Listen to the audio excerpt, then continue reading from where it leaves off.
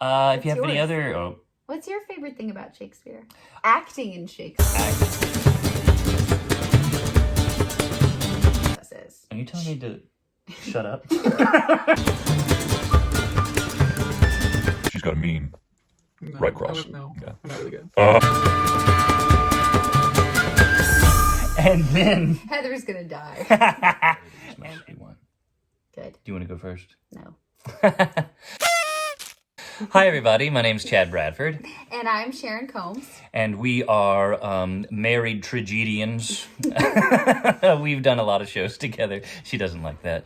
And we've worked primarily the past few years with Arkansas Shakespeare Theater and, of course, Shake on the Lake in Western New York. But Sharon and I have worked all around the country doing Shakespeare, doing musical theater, doing national tours, living in New York and working in the theater world there. And so we have a list of questions that we're going to go through, and we'll just go one by one. So, I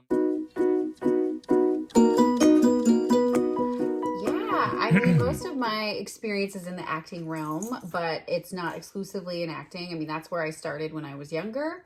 I did youth theater programs starting when I was about 13 or 14, and then I also studied theater in college.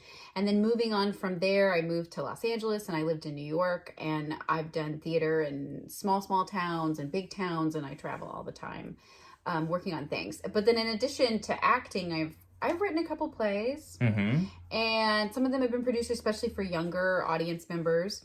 And I've also done some costume design. We're both company members with Shake on the Lake in New York, and so we can sometimes serve different roles as the theater needs, and I've costume designed a few productions. Yeah. It's been super fun. Why don't you talk about some of the places that you've worked? Just list them off. Bang, bang, bang. Bang, bang. Sonoma, California. Sonoma Valley Shakespeare Company. Yeah. Nebraska Theater Caravan in Omaha is great. Obviously Shake on the Lake and Arkansas Shakespeare Theater. In Arkansas, I've worked at Murray's and the Arkansas Art Center as well. And the youth theater program that Sharon was talking about was in Conway, Arkansas. It was at University of Central Arkansas. Yeah. And that's where we met when we were kiddos. And Heather too. And so, so your theater romances sometimes come true. As for me, grew up in Little Rock, Arkansas. Of course, did youth theater with Cher, and then from there went on to get. She's in grad school now at Michigan State, getting her MFA in acting. I got mine in acting, in MFA from Penn State, and that's where you really hone a lot of your skills. You can see our dog's tail back there. That Shadow. Come here, boy. Say hello. He's not an actor. He's some kind of performer. Anyway, very professional setup we have here, obviously. Yeah, we're professionals. Take two. So I also worked at a really cool place called the American Shakespeare Center in Stanton, Virginia. It's the world's only recreation of Shakespeare's indoor theater. So in the winter months, when it was too cold to perform at the Globe, Shakespeare's company, the Kingsmen, they went indoors to the Blackfriars Playhouse. The Blackfriars was lit by a chandelier. There was no artificial lighting back then, of course, and the American Shakespeare Center tries to emulate that. We use universal lighting, audience contact. People are sitting on three sides right on the stage, so it's a really it's an amazing experience. Also had the chance to work at Oklahoma Shakespeare, Arkansas Shakespeare, Pennsylvania Center Stage. So it really just goes to show that when you're an actor, or a technician, or a stage manager, or a scenic designer, you really do get to work all across the country, not just New York or LA. You've got a lot of options. We always joke that once you move to New York to pursue a career, you don't get to stay because New York connects you to work all over the country. So you end up working in all kinds of markets. Rarely do you actually stay in New York and work in the city. Right. Most of the Well, one production that we've done together in multiple locations was Twelfth Night. Yeah, you can see the poster. Right? Yeah, is it back there? So he thinks he's so funny.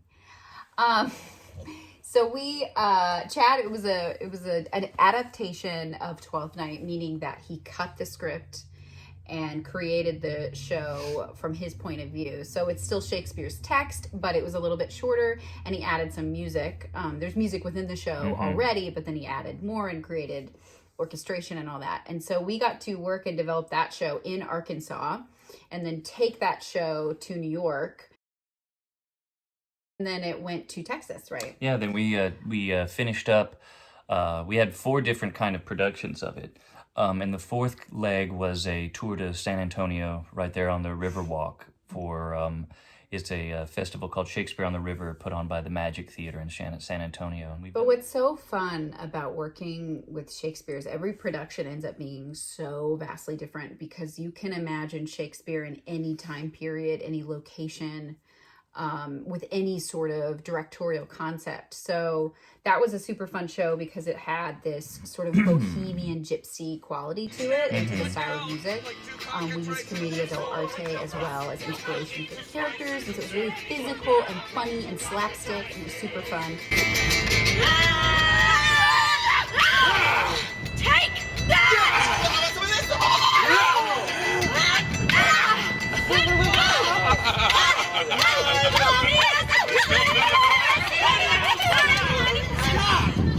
Baloney has no name. All right, a 5-6, kick your face.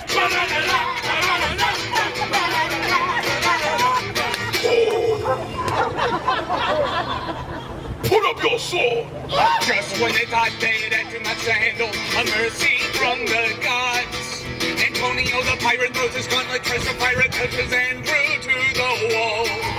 She's happy for this favor and she thanks him for his labor till he cries no. With their swords they'll thrust, they'll cut into slices and stare each one down like 2 cockatrices. With their swords they'll thrust, they'll cut into slices and stare each one down like 2 cockatrices. With their swords they'll thrust, they'll cut into slices and stare each one down like 2 cockatrices. Cockatrice!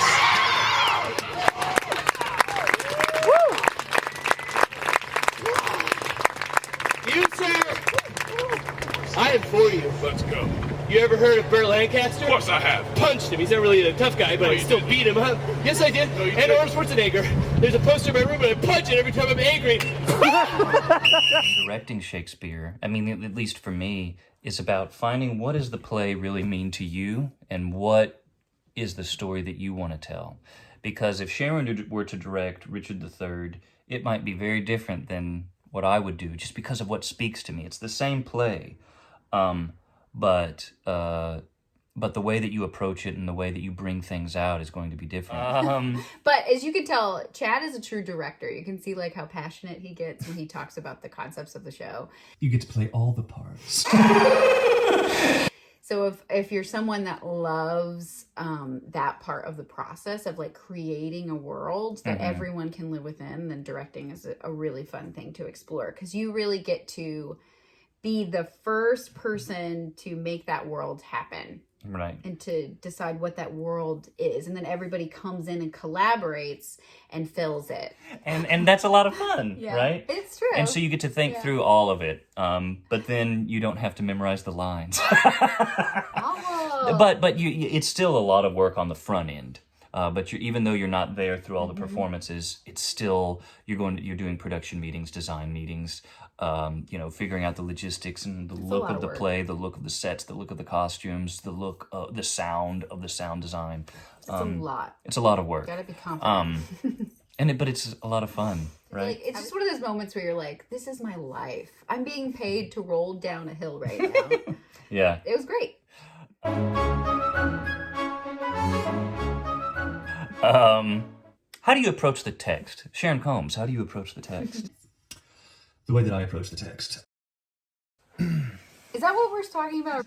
So anytime I'm beginning the process of a role that I have been cast in, you start with reading it several times. because like if it's a play I'm super familiar with, I can dive in really quickly. But if I've never read it before, it's going to take a few reads before I can even begin.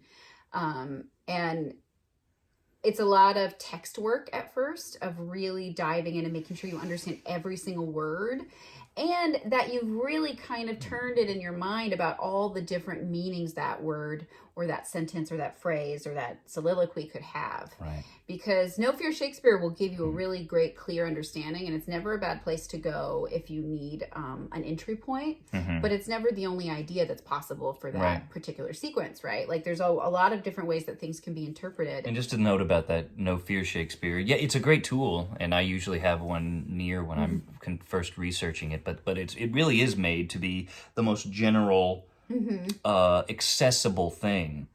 But your job as an actor is to be specific. That's what separates good acting from mediocre acting, right?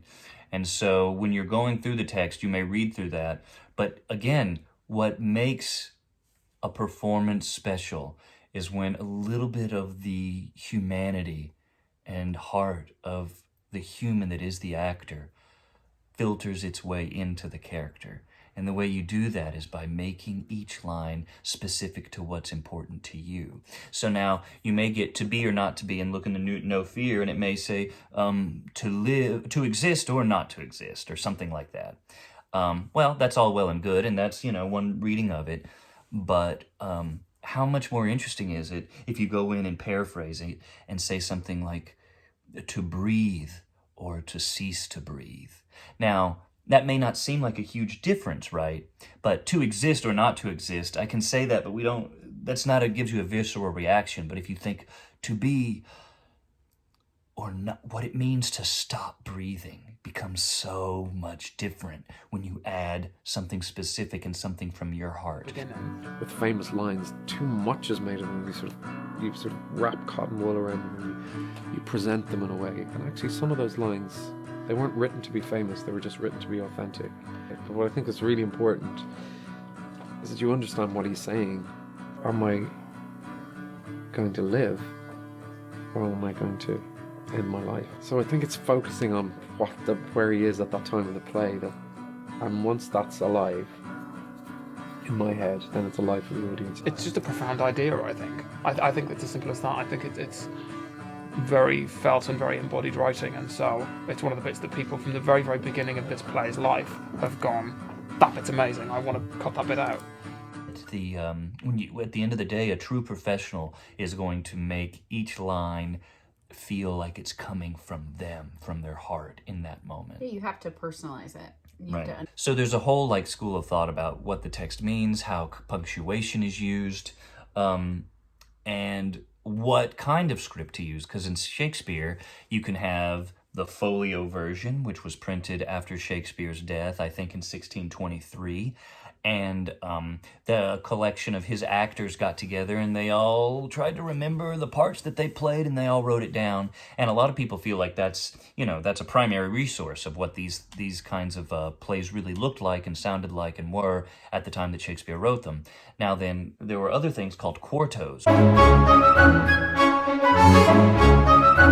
Now, this all seems pretty heady and academic. However, when you get into the text and you find those kind of little irregularities, they can open up whole worlds for you. And then, in addition to that, I usually look at both of us actually, we look at a lot of different versions of the play, so different publishers. From Folio, which is available online, to Arden's and Folger's and things like that. And you can compare different ones. And they all have excellent footnotes as well, giving you different insights into the context of the play. So it's really helpful. You had Sharon just talking about Arden Shakespeare, Folger Shakespeare, Folio, stuff like that. So what I'm holding is a Folger, and what Sharon's holding is an Arden. And so these, the editors and the people that compile these texts go through different versions of the script, folios, quartos, and they decide what they think is the best version of it. So we're going to take just this little bit of one of the most famous pieces. It's Act 5, Scene 2, Othello talking about what he plans to do now that he suspects his wife of being unfaithful. So I'll read it first, and you try to listen to not necessarily my interpretation, but what the text is doing. Othello says, It is the cause, my soul. Let me not name it to you, you chaste stars. It is the cause. Okay. It is the cause, my soul. Let me not name it to you, you chaste stars. It is the cause. Ooh. Other than Sharon being the superior actor, what do you notice? I said, it is the cause, my soul.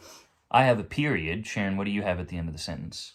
Soul, I have an exclamation point. Then I say, let me not name it to you, you chaste stars.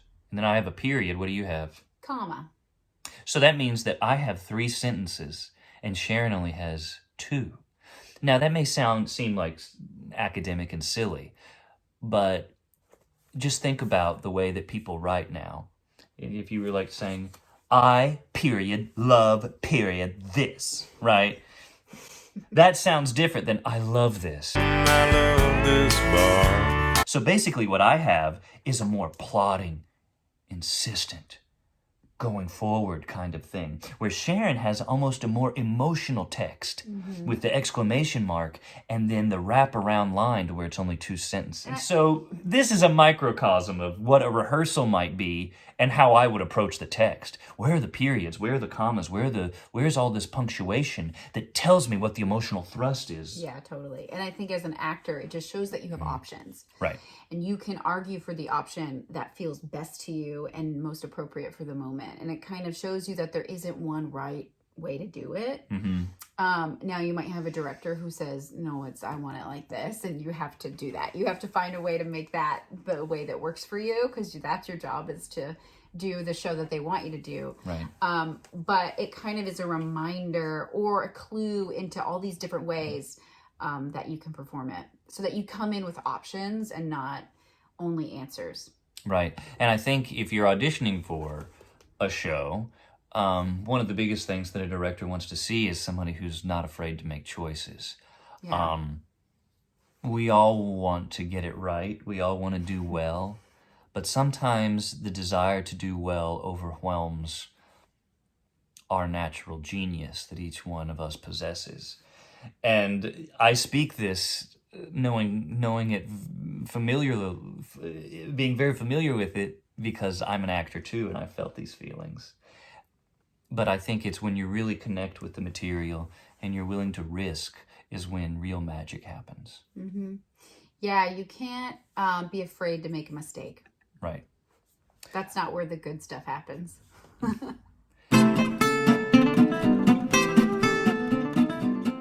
How do you go about getting into deciding the thrust of the scene, how you're going to interact with your scene partner? So as far as using objectives and tactics in scene work, they definitely come into play. It depends on the show and the scene, like as far as whether I score the entire scene and have a new objective for each line, or a new tactic for each line, that kind of a thing.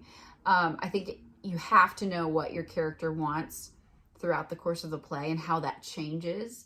And you need to know what you want from your scene partner. It will keep the scene active, it will keep you alive, and it will help you understand why you're saying what you're saying and how you're going to say it.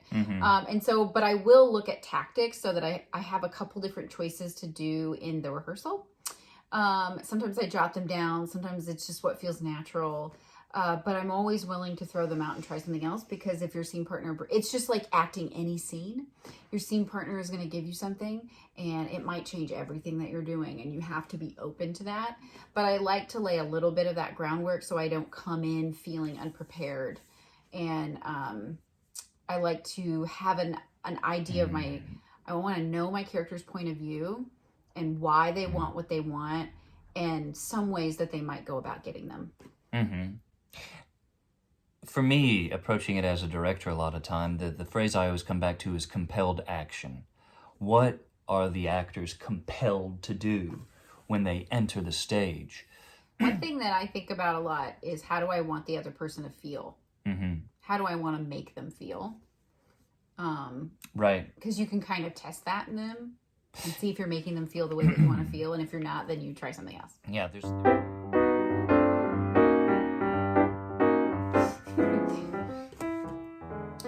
So as far as clues in the text about the emotional state of the character, we didn't really talk about this before, but I definitely look for when the character is in verse versus when they're in prose, and then what kind of verse it is, and that can be a huge clue into the emotional state of the character. Or they, do they have all their faculties? Do they know what they're saying? Are they going a little bit mad?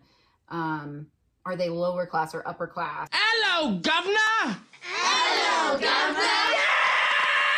Which can kind of determine their point of view as well. But verse is a great way to see about emotional state. Also the imagery that they use, the alliteration, those clues are really strong ways into what kind of emotional place that they're going to. Although it's also up for interpretation. Right.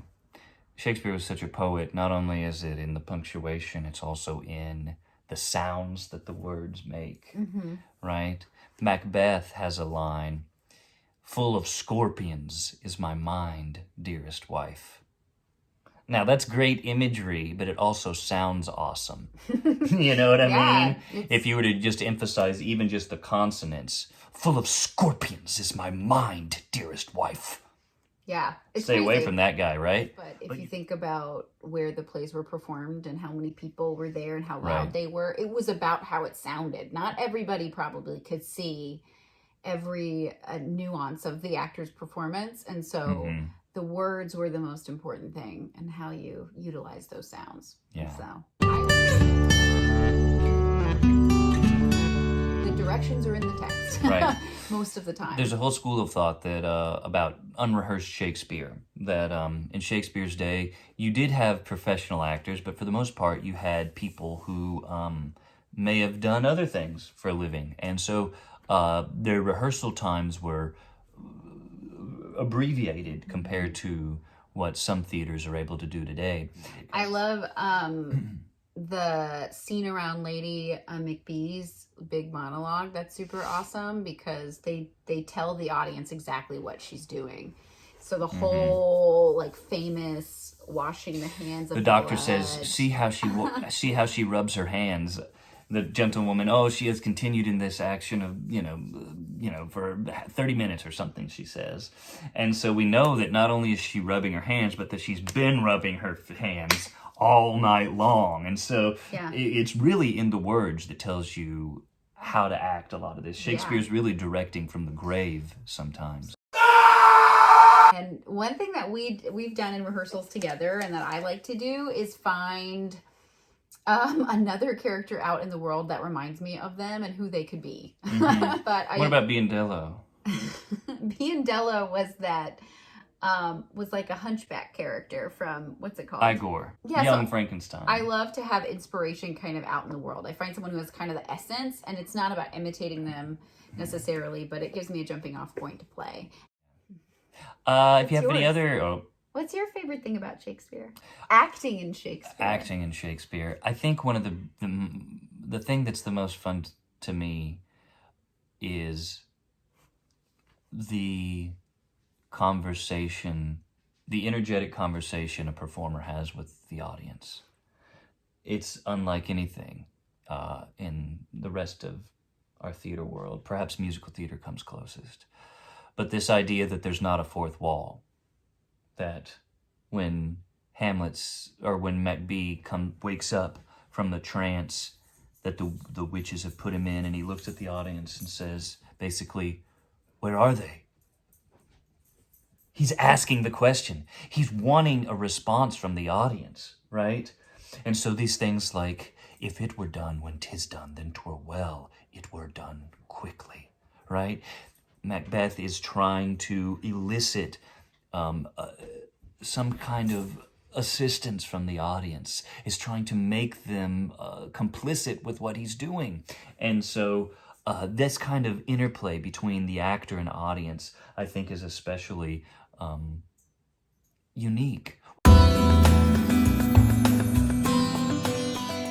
It's a communal event that's only available to us in the live art form that is theater, that we all become one heartbeat at the same moment.